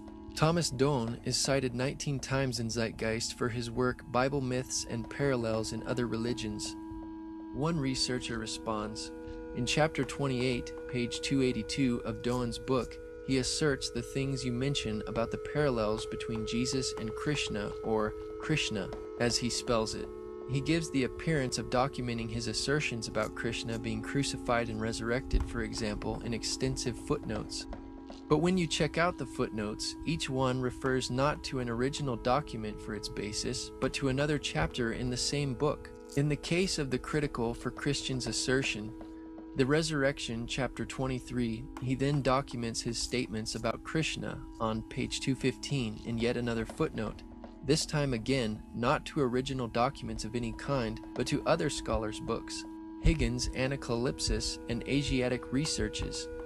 I was able to find the Asiatic researches and could only find one sentence there in which the author unknown simply referred, almost as a passing thought, to Krishna having died and returned to his heavenly seat. What kind of argument, much less evidence or proof, is that? Clearly, Doan is making wild and imaginative assertions here. Acharya S., author of The Christ Conspiracy, was the consultant for Zeitgeist. However, when one examines Acharya's bibliographical material, it is proven to be a ripoff from the material from earlier authors cited in the Zeitgeist transcript. Some of Acharya's most cited material comes from The World's 16 Crucified Saviors by Percy Graves. Any allegations of 16 other saviors who all resemble the same characteristics of Jesus is most likely based on this book. However, this book is an unreliable source. Even atheist Richard Carrier criticized, "The World's 16 Crucified Saviors is unreliable, but no comprehensive critique exists." Most scholars immediately recognize many of his findings as unsupported and dismiss Graves as useless. After all, a scholar who rarely cites a source isn't useful to have as a reference even if he is right. In response to the lengthy and detailed refutations of Zeitgeist, Acharya S. has recently responded in a short 10-minute internet commercial for her books. We will analyze some of her ideas which have not been previously discussed in this film. Why is the information in Zeitgeist Part 1 not widely known? In the first place, because of blasphemy and heresy laws, in the not-too-distant past, people could lose their jobs, friends, families, or even lives for merely questioning Christian dogma, which caused many people to remain silent on these issues. Here is Acharya's first excuse for not having any evidence for her facts. Yet Acharya does not even present any evidence for her excuse of not having any evidence. The blasphemy and heresy laws to which she refers were imposed by the paganized Roman Catholic Church upon Christians who would not follow the Catholics' perverted religious practices, and the only information that was suppressed by those Catholics was the Bible, because it condemned their actions. Also, much of this information can't be found in English, but it appears in other languages, like Greek, Latin, German, French, Sanskrit, Hebrew, and Egyptian. Unless someone can work in other languages, he or she may never encounter these facts. Now Acharya says the reason you can't validate the things she says is because she got them from other languages. And since we can't understand those languages, she is going to avoid referencing them altogether. Many of these parallels between Christ and other gods and goddesses of the ancient world cannot be found in encyclopedia entries, and these seem to be where most of the debunkers are getting their information from. Now she claims the facts cannot be found in encyclopedias and dictionary entries, yet she cites them. Notice the contradiction here. Acharya is citing the very sources which she claims cannot be used to validate her claims. By her own admission, she is not an expert. And reading encyclopedia entries does not make an expert out of anyone. Within 49 pages, she cites Wallace Budge 47 times, who is also cited 5 times in the Zeitgeist transcript. But the unreliability of Budge's work is even recognized by Acharya in the footnote of her companion's guide. She says, "I am aware of the debate concerning Dr. Budge's work, a controversy that some have suggested represents a form of rivalry not uncommon in the academic world or in the world at large. I personally have found nothing egregious about his discussion of the Egyptian religion in English, although I cannot vouch for everything in his hieroglyphic dictionaries, for instance, which are considered outdated in their system of transliterations, but which nevertheless appear to be sound overall." Scholars in past eras were less specialized, and they did in fact make these connections within comparative religion, as my research demonstrates. In reality, Acharya's research does not demonstrate or validate these connections.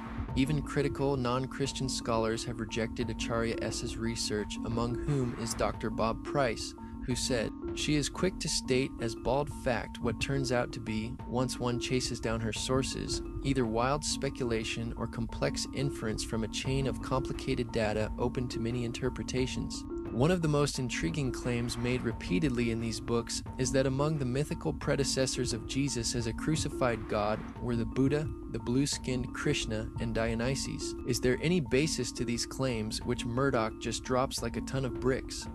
Again, she does not explain where they come from, much less why no available book on Buddha, Krishna, or Dionysus contains a crucifixion account. When Murdoch speaks of the Christ conspiracy, she means it. She really believes the people got together and cooked up early Christianity like a network sitcom. Some of these parallels between Jesus and the other gods represent mysteries, such that these mysteries were not readily recorded. If these mysteries were not written down, then there is no evidence. But somehow Acharya has made a case, despite the lack of evidence. I incorporate many pre-Christian primary sources, as well as the works of scholars highly credentialed in the appropriate fields. Actually, none of these sources predate Christianity. Either primary sources or the works of highly credentialed scholars. For example, the parallels between Christ and the god Attis, who was brought up in Zeitgeist, are discussed by Dr. Andrew T. Fear, a professor of classics and ancient history at the University of Manchester in England. Even Dr. A.T. Fear, Acharya's source, says that the resurrection of Attis did not appear until the beginning of the 4th century, inspired by Christianity, not vice versa. Attis, too, with his strong emphasis on resurrection, seems to be a latecomer to the cult.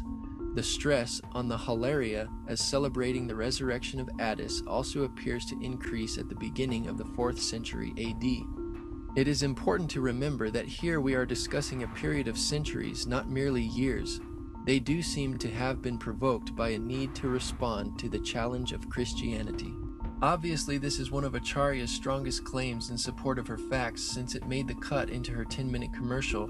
But her own source, Dr. Fear, embarrassingly admits that these similarities between Attis and Jesus were borrowed from Christianity and not the other way around, as she alleges. The idea of the Indian god Krishna's mother being a virgin is not widely known and is therefore said to be wrong. As demonstrated earlier, the Indian literature says just the opposite, that Devaki had 7 children before Krishna was born. The Bhagavad Gita is then shown on the screen, which is misleading because there is no record in the Bhagavad Gita or Mahabharata of a virgin birth for Devaki. We should keep in mind that shouts for primary sources serve to remind us that Christians went on a rampage to censor and obliterate everything outside of their faith. In fact, these censors destroyed a huge amount of the type of evidence that we're discussing here.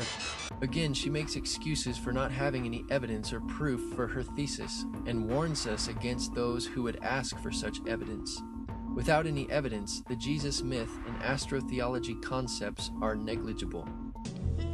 While it is true that the wise men, magi, or kings are not numbered in the New Testament, their gifts are numbered as 3 at Matthew 2:11, gold, frankincense, and myrrh. The only problem here with her interpretation is that the number of gifts does not determine how many magi there were. For example, in 2 Chronicles 21:3, there were also 3 gifts of silver, gold, and precious things presented to the sons of King Jehoshaphat. Yet there was not 3 contributors, but 1. There could have been numerous magi. The Bible does not specify how many magi there were because it is not an issue like Acharya S. makes it out to be. Since the December 25th birth date and 3 kings are so crucial to her thesis, she is going to try anything she can to make it fit. There is also no early Christian reference to the 3 stars in Orion's belt being known as the Magi, as she also alleges. Next, we will demonstrate how the modern proponents of the Jesus myth theory and sources behind Zeitgeist and Acharya S.'s work are typically advocates of Freemasonry, Theosophy, and the New Age, which are all very similar belief systems whose goal, like that of the Zeitgeist movement, is the elimination of Christianity and a utopian society, or paradise, as presented in the Zeitgeist Addendum film.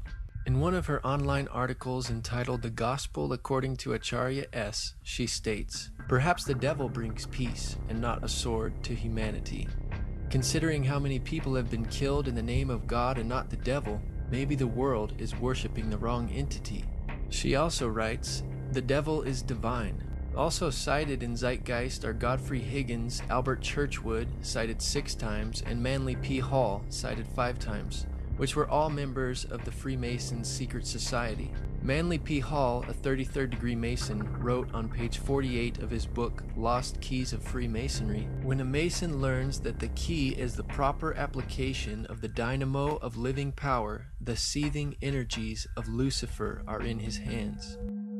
Lucifer is a name frequently given to Satan in Christian belief. The usage as reference to a fallen angel stems from a particular passage in the Bible, Isaiah chapter 14, that speaks of someone who is given the name of day star or morning star as fallen from heaven. In Latin, the word Lucifer is the name for the morning star, the planet Venus in its dawn appearance.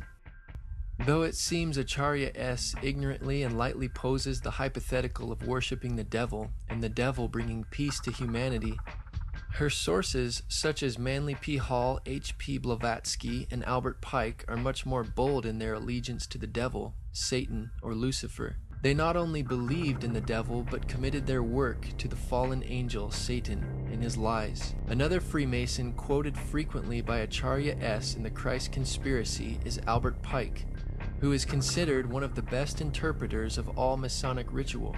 He held the highest office in Scottish Rite Masonry and rewrote all Scottish Rite rituals, which are practiced today. Pike is best known for his work Morals and Dogma, which is found in the bibliography of Acharya's book. He said, "The Masonic religion should be, by all of us initiates of the high degrees, maintained in the purity of the Luciferian doctrine. If Lucifer were not God, would Adonai, the God of the Christians, and his priests calumniate him? Yes, Lucifer is God, and unfortunately Adonai is also God. The true and pure philosophic religion is the belief in Lucifer, the equal Adonai. But Lucifer, God of light and God of gods, is struggling for humanity against Adonai, the God of darkness and evil." Besides Acharya S., who quotes Gerald Massey in her work, Massey is the main source for Zeitgeist, being cited 30 times in the film. Though Acharya S. relies upon Massey's work to support much of her ideas and conclusions, Massey was not a trained Egyptologist, and his work was never recognized in the field of Egyptology. His ideas, like Acharya's, are fringe theories that lack critical support. Gerald Massey is known for his works such as The Historical and Mythical Christ. He was also a practicing Druid and a Theosophist who wrote for the Theosophical magazine entitled Lucifer, published by H. P. Blavatsky. H. P. Blavatsky, another source cited by Zeitgeist and Acharya S., was an occultist and mystic. She is the author of The Secret Doctrine and the founder of the Theosophical Society, a blend of Eastern religion, occult speculation, and Gnostic interpretation of Christianity. In the words of J. H. Russell, part of its teachings are, "All life is being fundamentally one with the life of the Supreme Existence." The Pasadena, California office of the Theosophy Society explains, "A primary idea is the essential oneness of all beings. Life is everywhere throughout the cosmos because all originates from the same unknowable divine source." These ideas are repeated in the Zeitgeist movement. The Zeitgeist movement, in fact, is the activist arm of the Venus Project. The solution to the faltering global economy offered by Zeitgeist Addendum is the Venus Project. Venus, also known as the morning star, is also synonymous with Lucifer. In The Secret Doctrine, Blavatsky wrote, "Lucifer is divine and terrestrial light, the Holy Ghost and Satan at one and the same time." She also wrote, "And now it stands proven that Satan, or the red fiery dragon, the Lord of Phosphorus, and Lucifer, or light bearer, is in us. It is our mind, our Redeemer, our intelligent liberator and savior from pure animalism." Just as Zeitgeist and Acharya S. cite much of their material from H. P. Blavatsky, the Nazi movement was also founded on theosophy and Blavatsky's writing. Blavatsky's book, The Secret Doctrine, which is cited by Acharya S. in the film Zeitgeist, was known to be an inspiration to Adolf Hitler, specifically towards his ideas about superior and inferior races. In Section 3 of Blavatsky's book, The Key of Theosophy, she wrote of the three objects of theosophy. 1. To form the nucleus of a universal brotherhood of humanity without distinction of race, color, or creed. 2. To promote the study of Aryan and other scriptures of the world's religion and sciences. She also writes, the Theosophical Society is not then a political organization? Certainly not. It is international in the highest sense in that its members comprise men and women of all races, creeds, and forms of thought, who work together for one object, the improvement of humanity, but as a society it takes absolutely no part in any national or party politics. Notice the similarity in the objects of the Zeitgeist movement, stated by Peter Joseph. The Zeitgeist movement is not a political movement. It does not recognize divisionary notions such as nations, governments, races, religions, creeds, or class. Rather, we see the world as one organism, with the human species as a singular family. What the Venus Project represents and what the Zeitgeist movement hence condones could be summarized as the application of the scientific method for social concern. Today, the modern New Age revival can be traced back to H.P. Blavatsky and the founding of the Theosophical Society. Blavatsky's prize pupil, Alice Bailey, developed Blavatsky's teachings into an organized system and coined the term New Age. Bailey taught that humanity must achieve enlightenment by realizing its divinity. Bailey's teachings are kept alive today by the Lucis Trust. The organization was originally called the Lucifer Publishing Company, according to a statement on their website, because Bailey considered Lucifer, the fallen angel, a positive principle, as did H.P. Blavatsky, whom they cite as a great teacher. Though Acharya S. is not a practicing Theosophist, Freemason, or Druid like her sources, she does demonstrate loyalty to the New Age movement, which is no different. On page 416 of the Christ Conspiracy, she says, despite the vilification of the so-called New Age movement, the fact is that we are entering into a new age. The age referred to in the gospel tale is that of Pisces, and through contrivance and duplicity, coercion and slaughter, the fish god Jesus, the Piscean solar avatar, has indeed been with us. But now it is the close of the age, and his time is over. As Hancock says, we live today in the astrological no man's land at the end of the age of Pisces, on the threshold of the new age. The Zeitgeist movie opens with a quote from Jordan Maxwell's Inner World of the Occult. The more you begin to investigate what we think we understand, where we came from, what we think we're doing, the more you begin to see we've been lied to.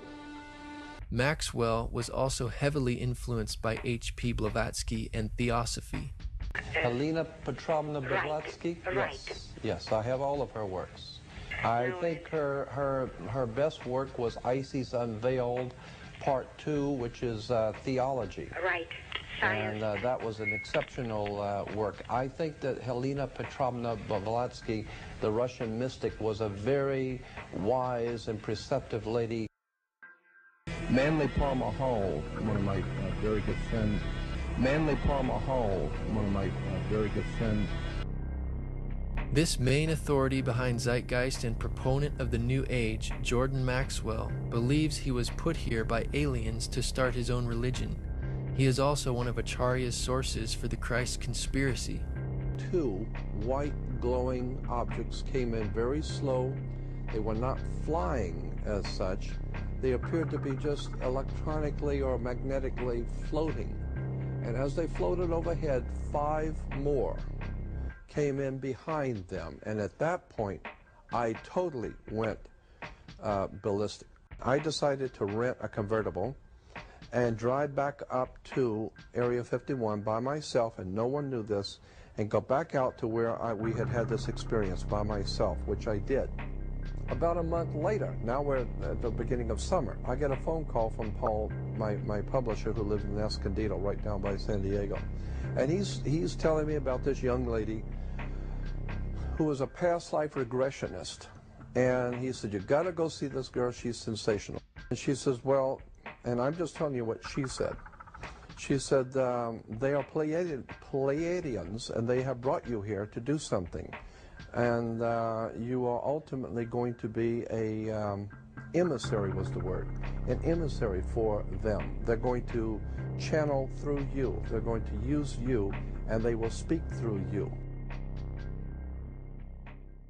In the end, the most relevant change must occur first inside of you.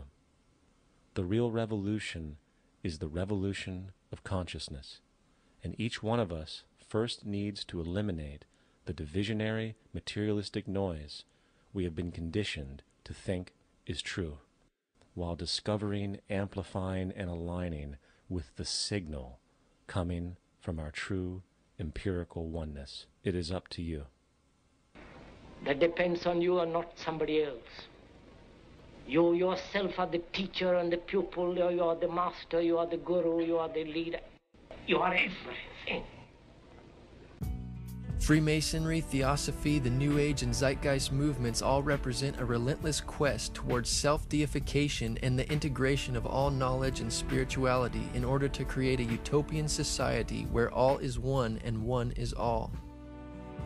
The Bible is also in a head-on collision with this movement because, in contrast, it teaches that all is not one, all is not God, and human beings are not God. The Zeitgeist movement and Venus Project Utopia theoretically eliminates this problem of sin and human depravity, saying, essentially, that sin, evil, and crime is not caused by free will of individuals, but is a product of society, circumstantial experiences, and money. There is no such thing as a criminal. As repeatedly expressed, the monetary system generates corruption by its very construct. As far as society today, the most fundamental condition for offensive behavior is derived from the monetary system. In contrast, the Bible teaches that humanity's crises stem from the evil and sin of humankind. The Zeitgeist movement blames money for offensive behavior, whereas the Bible teaches the love of money is the root of all evil, bringing the cause of sin back to the individual's free will and choice. The doctrines of these movements forever removes any possible fellowship with Christians. The only obvious solution to this problem is the eradication of Christianity, as Acharya S. reveals on page 416 of her book, quoting Zeitgeist source Edward Carpenter. As for Christianity's role in this new age, Carpenter states, Christianity, therefore, as I say, must either now come frankly forward and, acknowledging its parentage from the great order of the past, seek to rehabilitate that and carry mankind one step forward in the path of evolution, or else it must perish. There is no alternative.